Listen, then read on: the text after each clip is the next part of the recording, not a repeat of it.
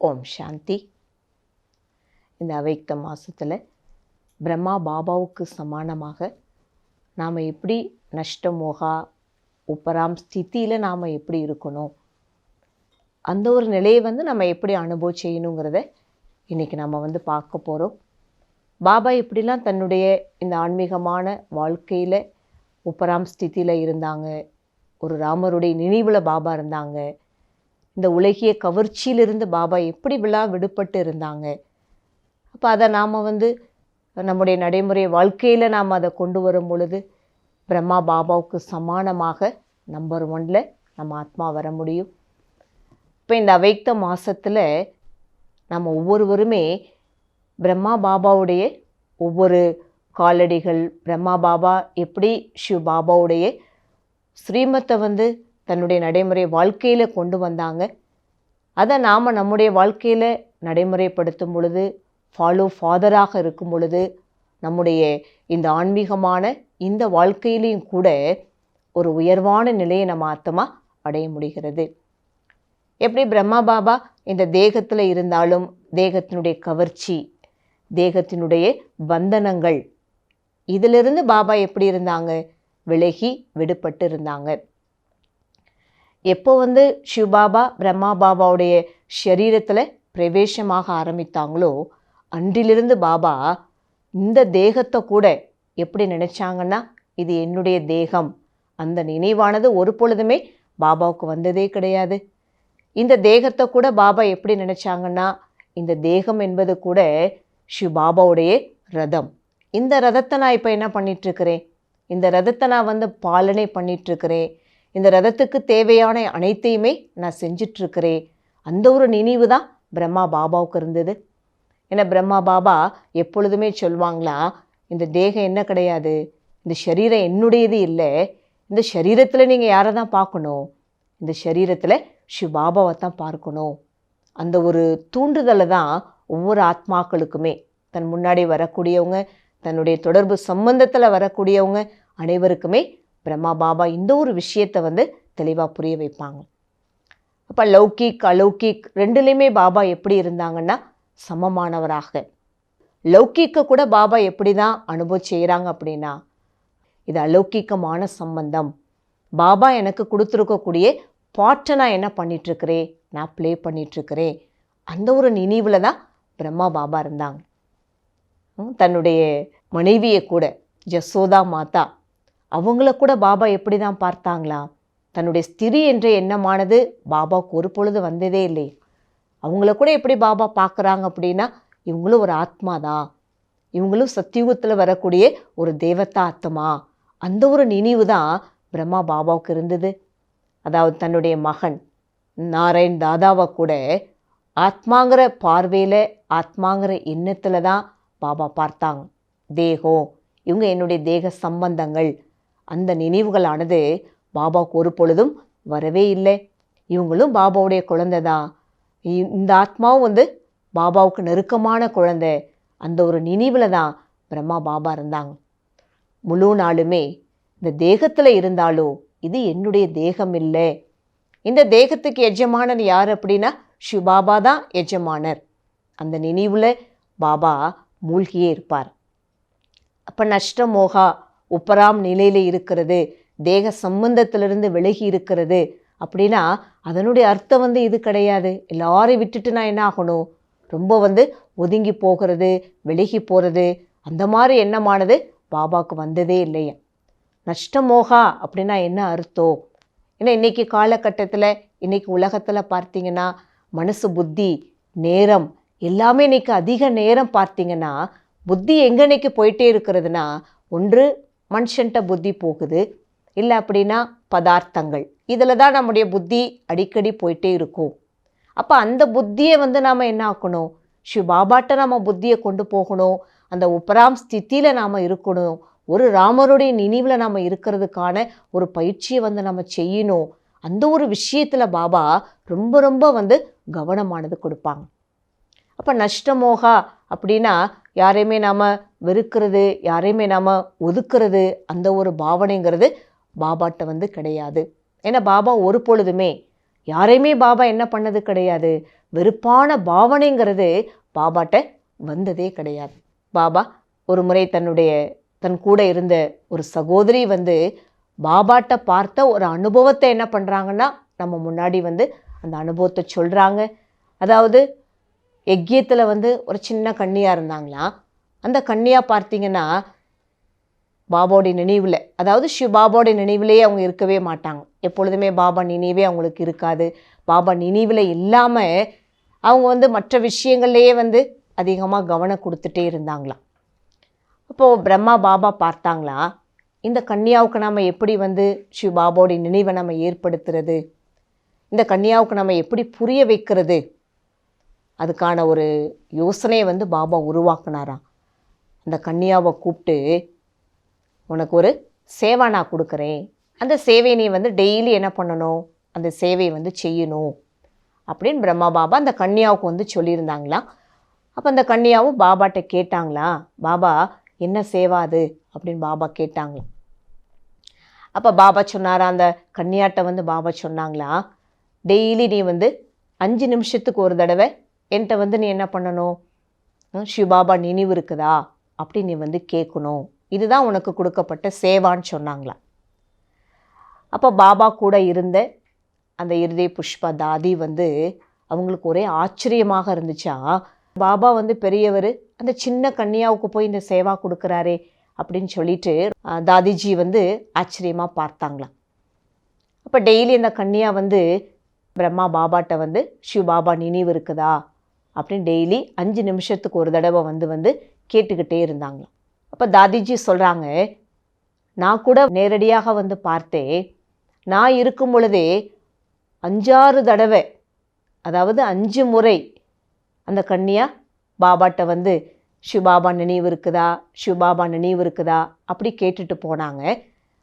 அப்போ நான் உடனே தாதி சொல்கிறாங்க, நான் உடனே பிரம்மா பாபாட்ட கேட்டேன், பாபா ஒரு சின்ன கன்னியா உங்களை ஏன் கேட்கணும், பாபா நினைவு இருக்குதா, பாபா நினைவு உங்களுக்கு இருக்குதா அப்படி ஏன் அவங்க கேட்கணும் அப்படின்னு தாதிஜி அவங்ககிட்ட கேட்டாங்களாம். பாபா அதுக்கு சிரிச்சுக்கிட்டே பதில் சொன்னாராம், ஏன்னா இந்த குழந்தைக்கு என்ன பழக்கம் இல்லை, பாபா நினைக்கக்கூடிய பழக்கமே இந்த குழந்தைக்கு இல்லை. இந்த குழந்தைய நம்ம தானே சரி பண்ணணும், இந்த குழந்தைக்கு நாம தானே பாபாவுக்கு அருகாமையில் இந்த குழந்தையை நம்ம கொண்டு போகணும். ஆகையினால தான் இதை ஒரு சாக்கா வச்சு இந்த சேவையை இந்த குழந்தைக்கு நான் கொடுத்துருக்குறேன் அப்படி பாபா ரொம்ப அன்பா ரொம்ப பணிவா தாதிஜிட்டு சொன்னாராம். அப்போ அந்த மாதிரி பாபா நஷ்டமோகா நிலையில் இருந்தார் அப்படின்னா எல்லாத்துட்டு இருந்த பாபா என்ன பண்ணலை, ஒதுங்கி இருக்கலை, எல்லாத்துட்டு இருந்த பாபா விலகி இருக்கலை. அதே நேரத்தில் பற்று இல்லாமல் எல்லா ஆத்மாக்களுக்கும் பாபா என்ன பண்ணுவாங்கன்னா ஒவ்வொரு விஷயத்தையும் பாபா புரிய வச்சாங்க. அப்படி இருதய புஷ்பா தாதிஜி பிரம்மா பாபாட்ட நான் அடைஞ்ச அனுபவங்கள் அதை தாதிஜி சொன்னாங்களாம். அப்படி பாபா பல முறை என்ன பண்ணுறாங்கன்னா ஒவ்வொரு ஆத்மாக்கள்கிட்ட இருக்கக்கூடிய அந்த பலகீனங்கள், ஒவ்வொரு ஆத்மாக்களை எப்படி நம்ம மாற்ற செய்யணும் அப்படிங்கிற விஷயத்தில் பிரம்மா பாபா அதிகமான கவனமானது கொடுத்தாங்க. மேலும் பாபா பார்த்தீங்கன்னா லௌகிக் அலௌகிக்லேயும் எப்படி பேலன்ஸாக இருக்கணும், லௌகிக்கில் இருந்தாலும் நம்ம எப்படி தாமரை மலருக்கு சமமாக இருக்கணும் அப்படிங்கிற விஷயத்துலேயும் பாபா ஒவ்வொருத்தருக்குமே தன்னுடைய படிப்பினை மூலமாக, தன்னுடைய ஒரு தூண்டுதல் மூலமாக ஒவ்வொருத்தருக்கும் என்ன பண்ணுறாங்க அப்படின்னா அந்த விஷயத்தை பாபா புரிய வச்சாங்க. தேகத்தினுடைய கவர்ச்சிகள், இதில் கொஞ்சம் கூட பாபாவுக்கு என்ன இல்லை அப்படின்னா எந்த விதமான ஆசைகள் இல்லை, எந்த விதமான பற்றுதல் இல்லாத ஒரு வாழ்க்கையில் தான் பாபா போயிட்டே இருந்தாங்களாம். அடுத்து பாபா எப்படிலாம் அந்த உப்பராம் ஸ்திதியில் பாபா இருந்தாங்க. இந்த உலகத்தில் இருந்தாலும் இந்த சரீரத்தில் இருந்தாலும் ஒரு ராமருடைய நினைவில் பாபாவால் எப்படி இருக்க முடிஞ்சுது, இந்த உலகிய கவர்ச்சியிலிருந்து முற்றிலுமே பாபா எப்படி இருந்தாங்க, கவர்ச்சி இல்லாமல் எந்த கவர்ச்சிலையும் மாட்டிக்காமல் பாபாவால் எப்படி இருக்க முடிஞ்சுது. அப்போ அந்த ஒரு அனுபவத்தை மனோகர் இந்திரா தாதிஜி தன்னுடைய அனுபவத்தை சொன்னாங்க.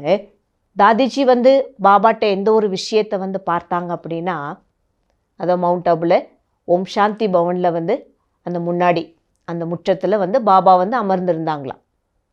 அப்போ தாதி வந்து பாபாட்ட வந்து கேட்டாங்களாம், பாபா நீங்கள் இருக்கக்கூடிய அந்த ரூம் எப்படி இருக்குது, நீங்கள் தங்கி இருக்கக்கூடிய அந்த அறை வந்து ரொம்ப பழசாயிடுச்சு பாபா, அந்த அறையை நம்ம என்ன பண்ணலாம், அந்த ரூமை நம்ம மாற்றி அமைக்கணும், அந்த ரூமை நம்ம எடுத்துகிட்டு புதுசாக உங்களுக்கு என்ன பண்ணலாம், அந்த ரூம் வந்து நம்ம உருவாக்கணும், அப்போ தான் ரொம்ப நல்லாயிருக்கும் பாபா அப்படின்னு தாதி வந்து பாபாட்ட சொன்னாங்களே. அதுக்கு உடனே பாபா சொன்னாரா, இந்த சரீரம் கூட எப்படிப்பட்ட சரீரம் ஆயிடுச்சு, ரொம்ப பழசாயிடுச்சுல, இந்த சரீரமே பழைய சரீரமாக இருக்குது. அப்போ இந்த சரீரத்துக்கு எஜமானர் யார் அப்படின்னா ஸ்ரீ பாபா தானே, நான் கிடையாது இல்லையா. அப்போ நான் எப்படி சொல்ல முடியும், எனக்கு வந்து தங்குறதுக்கு ஒரு புது ரூமு வேணும், புதுசாக உருவாக்குங்க. எஜமானன் என்ன கட்டளை கொடுக்குறாரோ அந்த கட்டளைப்படி தான் நாம் வந்து நடக்கணும். அப்போ இந்த சரீரத்துக்கு எஜமானன் யார் அப்படின்னா ஸ்ரீ பாபா தானே எஜமானன். அந்த எஜமானன் இல்லாமல், அவர் கட்டளை கொடுக்காம நம்ம எதுவுமே செய்ய முடியாது, அது சட்டமே கிடையாது, அது நியமமே கிடையாது அப்படின்னு தாதிஜிட்ட பிரம்மா பாபா ரொம்ப சிரிச்சுக்கிட்டே பாபா சொன்னாங்களாம். அப்போ தாதி சொன்னாங்களா, அப்போ நீங்கள் இருக்கக்கூடியது இந்த பழைய உலகோ இந்த பழைய சரீரத்தில் இருந்தாலோ நம்ம இருக்கிற இடமும் நல்லா இருக்கணும்ல பாபா அப்படின்னு தாதி கேட்டாங்க. அதுக்கு பாபா வந்து அப்பவும் பாபா சிரிச்சுக்கிட்டே பதில் சொன்னாராம் தாதிட்ட, குழந்தை, இந்த சரீரம் வந்து எப்போ புது சரீரமாகுது, இந்த சரீரம் வந்து எப்போ சுத்தமான சரீரமாகுதோ அப்போ எனக்கு புதுசாக வந்து வீடு இருந்தால் போதும், அப்போ நம்ம என்ன பண்ணலாம், புது வீடாக நம்ம உருவாக்கிக்கலாம், அந்த ரூமை நம்ம புதுசாக்கிக்கலாம் அப்படின்னு தாதிஜிட்ட ரொம்ப சிரிச்சிட்டு ரொம்ப பணிவாக பாபா சொன்னாங்களாம். அப்போ தாதிஜி சொல்கிறாங்க, அந்த இடத்துல நான் பிரம்மா பாபாட்ட என்ன ஒரு அனுபவம் நான் செஞ்சேன் அப்படின்னா, பாபா இந்த ஸ்தூலமான உலகத்தில் தான் இருக்கிறாங்க, இந்த ஸ்தூலமான சரீரத்தில் தான் பாபா இருக்கிறாரு. ஆனாலும் எனக்குள்ளே என்ன அனுபவம் கிடைச்சிது, இந்த உலகத்தில் இருந்தாலும் பாபாவுடைய புத்தி என்ன ஆகலை, எந்த ஒரு பதார்த்தங்கள்லையோ எந்த ஒரு மனுஷன்ட்டையோ எந்த ஒரு உலகிய விஷயங்கள்லையோ அவருடைய புத்தி மாட்டிக்கவே இல்லை. பிரம்மா பாபாவுடைய புத்தியை நான் எப்படி தான் பார்த்தேன், பாபாவுடைய புத்தி எப்பொழுதுமே யார்கிட்ட தான் இருந்தது, ஒரு சிவ பாபாட்ட தான் இருந்தது. ஒரு பாபா நினைவில் தான் பிரம்மா பாபாவால் இருக்க முடிஞ்சுது அப்படின்னு அந்த ஒரு அனுபவம், அந்த உப்பராம் ஸ்திதியில தான் பாபா இருந்தாங்க. இந்த ஒரு அனுபவத்தை நான் பிரம்மா பாபாட்ட இருந்து இந்த ஒரு விஷயத்தை வந்து நான் கற்றுக்கிட்டேன். அப்போ இந்த உலகத்தில் இருந்தாலும் இந்த உலகிய விஷயங்கள்லேருந்து பாபா எப்படி இருந்தார், உப்பராம் ஸ்திதியில் இருந்தார். அந்த உப்பராம் ஸ்திதியில் இருக்கிறதுக்கு பாபா என்ன ஒரு விசேஷமான பயிற்சி பண்ணாங்க. இந்த தேகத்தை கூட அவர் எப்படி நினைக்கல, இது என்னுடைய தேகம் இல்லை, இந்த தேகம் கூட யாருடையது தான், சிவ பாபாவுடையது, இது ஒரு அடமானமாக வாங்கப்பட்ட ஒரு சொத்து, இது என்னுடைய சொத்து இல்லை, யார்கிட்ட நான் வாங்கினனோ யார் எனக்கு கொடுத்துருக்குறாங்களோ அதை நான் திரும்ப அவங்கக்கிட்ட என்ன பண்ணணும், இதை நான் வந்து கொடுக்கணும். அந்த ஒரு விஷயத்தில் பாபா நம்பர் 1 இருந்தாங்க. அப்படி மனோகர் தாதிஜி தன்னுடைய அனுபவத்தை என்ன பண்ணுறாங்க அப்படின்னா, பாபா எப்படிலாம் உப்பராம் ஸ்திதியில் இருந்தார், எப்படி நஷ்ட மோகா ஸ்திதியில் இருந்தார், அந்த ஒரு எண்ணத்தை அந்த ஒரு அனுபவத்தை வந்து பாபா மூலமாக நான் வந்து தெரிஞ்சுக்கிட்டேன். அடுத்து தாதிஜி சொல்கிறாங்க, பிரம்மா பாபாட்ட வந்து ஒரு பொழுது நான் எதை பார்க்கல, யார் மேலேயும் பிரம்மா பாபாவுக்கு என்ன வராது, கோபம் வராது, வெறுப்பு வராது. யார் வந்து தனக்கு அபகாரம் செய்யக்கூடிய ஆத்மாக்களுக்கும் பாபா என்ன தான் பண்ணுவாங்க, உபகாரம் தான் செய்வார். ஏன்னா அந்த காலத்தில் எவ்வளோ வந்து பாபாவுக்கு நிறைய இடைஞ்சல் பண்ணாங்க, நிறைய தொந்தரவுகள் செஞ்சாங்க, நிறைய பாபாவுக்கு கஷ்டத்தை ஏற்படுத்தினாங்க. அந்த சூழ்நிலையில் கூட பாபாவுடைய ஸ்திதி என்ன ஆகலை, ஆடாமல் அசையாத ஸ்திதியில் தான் பாபா இருந்தார். ஏன்னா எல்லா நேரமும் பாபா வந்து இந்த ஒரே பாடத்தை தான் எல்லாருக்குமே வந்து கற்றுக் கொடுப்பாரா, அதாவது செய்பவர் செய்ய வச்சிட்ருக்கிறார், நான் ஒரு கருவி, நான் ஒரு ட்ரஸ்டி. அந்த ஒரு நினைவில் பாபா ரொம்ப உறுதியாக இருந்ததுனால எல்லாவித சூழ்நிலைகளையும் பாபா என்ன பண்ணாங்க, ஈஸியாக கடந்து போக முடிஞ்சுது. அப்படி தாதிஜி வந்து தன்னுடைய அனுபவத்தை என்ன பண்ணுறாங்கன்னா, பிரம்மா பாபா மூலமாக இந்த அனுபவங்களை நான் அடைஞ்சேன், அந்த அனுபவம் எனக்கு வந்து கிடைச்சிது. அப்படிலாம் என்ன செய்கிறாங்க அப்படின்னா, இந்த தேகத்தினுடைய கவர்ச்சியிலிருந்து உப்பராம் ஸ்திதியில் பாபாவால் எப்படி இருக்க முடிஞ்சுது, அந்த ஒரு ராமருடைய நினைவில் அப்படி தாதிஜி அனுபவத்தை சொல்லிகிட்டே இருந்தாங்க. அப்படி யஜ்யத்தில் பார்த்தீங்கன்னா நிறைய குழந்தைகளோட பாபா இருந்தாலும் ஒவ்வொரு குழந்தைகள்கிட்டையும் என்ன மாதிரி விசேஷத்தாக இருக்குது, எப்படிப்பட்ட கலைகள் இருக்கிறது, எப்படிப்பட்ட திறமைகள் இருக்கிறது, அதை அனைத்தையுமே பாபா என்ன பண்ணுவாங்க அப்படின்னா எல்லாத்தையுமே நம்ம நடைமுறையில் கொண்டு வரணும், அனைத்தையுமே நம்ம நடைமுறை வாழ்க்கையில் கொண்டு வரணும். அந்த ஒரு விஷயத்தில் பாபா நம்பர் 1 இருந்தாங்க. இப்போ பாபா வந்து ஆரம்பத்தில் பார்த்தீங்கன்னா எல்லாமே பாபாவுடைய சேவைக்காக அனைத்தையுமே பாபா என்ன பண்ணாங்கன்னா அர்ப்பணம் செய்தாங்க. ஆனால் ஒரு பொழுதும் பாபாவுடைய மனசில் பாபாவுடைய புத்தியில் பார்த்தீங்கன்னா இது என்னுடையது, என்னால் தான் இது செய்யப்பட்டது, அந்த நினைவு ஒரு துளி கூட அவருடைய மனசில் வந்ததே இல்லையா. யஜ்யத்தில் எல்லாமே வந்து பாபா பார்த்தாங்க, எல்லாமே செஞ்சாங்க. ஆனாலும் தன்னை பாபா கடைசி வரைக்கும் தன்னை எப்படி தான் நினைச்சாரு, நான் ஒரு கருவி, நான் ஒரு ட்ரஸ்டி, இந்த சரீரத்துக்கு எஜமானன் யாரு, பாபா. இந்த பாடத்தில் பிரம்மா பாபா ரொம்ப ரொம்ப பக்காவாக இருந்தாங்க. அப்போ லௌகிக் அலௌகிக்கில் கூட பார்த்தீங்கன்னா பாபா எப்படி இருந்தாங்க, லௌகிக்லேயும் பாபாவுக்கு பற்று இல்லை, நஷ்டமோகா. அலௌகிக்கில் நம்ம எடுத்துக்கிட்டனாலும் அதுலேயும் பாபாவுக்கு என்ன கிடையாது, எல்லா குழந்தைகளையும் பாபா எப்படி பார்த்தாங்க, தன்னுடையவங்க என்னுடையவங்க, அந்த பாவனையில் தான் பாபாவால் பார்க்க முடிஞ்சுதான். ஏன்னா பாபா அந்த பார்வையில் பார்த்ததுனால தான் யார் மேலேயும் பாபாவுக்கு என்ன வரலை, வெறுப்பானது வரலை, கோபமானது வரலை. எப்படி அந்த குழந்தைகள் தவறு செய்தாலும் அந்த தவறுகளை கூட பாபா என்ன பண்ணுவாங்களாம், அன்பான முறையில் பணிவான முறையில் அந்த குழந்தைகளை திருந்துறதுக்கு ஒரு வாய்ப்பானது பாபா கொடுத்துட்டே இருப்பாங்க. அப்போ பாபாவுக்கு மனசில் எப்பொழுதுமே இந்த ஒரு நினைவானது இருக்குமா, ஒவ்வொரு ஆத்மாக்கள் மேலே சுப பாவனை வைக்கணும். அந்த சுப பாவனை வைக்கக்கூடிய எண்ணத்தின் மூலமாகவும் கருணை உள்ளம் உடையவராயிற்று ஒவ்வொரு குழந்தைகள் மேலேயும் கருணை, இரக்கம், தயா பார்வை, இந்த 2 மூலமாகவும் குழந்தைகளை மாற்றம் செய்வதற்கான காரியத்தில் அந்த முயற்சிங்கிறது பாபா செஞ்சுட்டே இருப்பாங்க. அப்படி பார்க்கும் பொழுது பாபா நஷ்டமோகாங்கிற நிலையிலையும் அவரால் இருக்க முடிஞ்சது, அதே நேரத்தில் உப்பராம் ஸ்திதியிலையும் பாபாவால் இருக்க முடிந்தது. இப்போ பாருங்கள், இந்த அவ்யக்த மாசத்தில் பிரம்மா பாபாவுக்கு சமமாக நம்ம நம்பர் 1 ஆத்மா ஆகணும், பிரம்மா பாபா நம்ம ஃபாலோ பண்ணணும். இந்த ஆன்மீகமான இந்த வாழ்க்கையில், இந்த ஆன்மீகமான இந்த பயணத்தில் பார்த்தீங்கன்னா நாம் முதல் நம்பரில் வரணும். அப்படின்னா பாபா ஃபாலோ பண்ணுறதுக்கான ஒரு சின்ன சின்ன முயற்சிகளையாவது நாம் என்ன செய்யணும் அப்படின்னா நாம் கொண்டு வரணும். எப்படி வாழ்க்கையில் வந்து பிரம்மா பாபா எவ்வளோ அனுபவங்கள் அடைஞ்சார், ஆன்மீக ரீதியில் பார்க்கும் பொழுது அவருக்கு எவ்வளோ அனுபவங்கள் கிடைச்சிது, அது அனைத்தையுமே நாம் நம்முடைய நடைமுறை வாழ்க்கையில் கொண்டு வரும் பொழுது நாமளும் நம்பர் 1 ஆத்மா ஆக முடியுது. என்ன பாபா நமக்கு எவ்வளோ லட்சியங்கள் கொடுத்துருக்குறாங்க.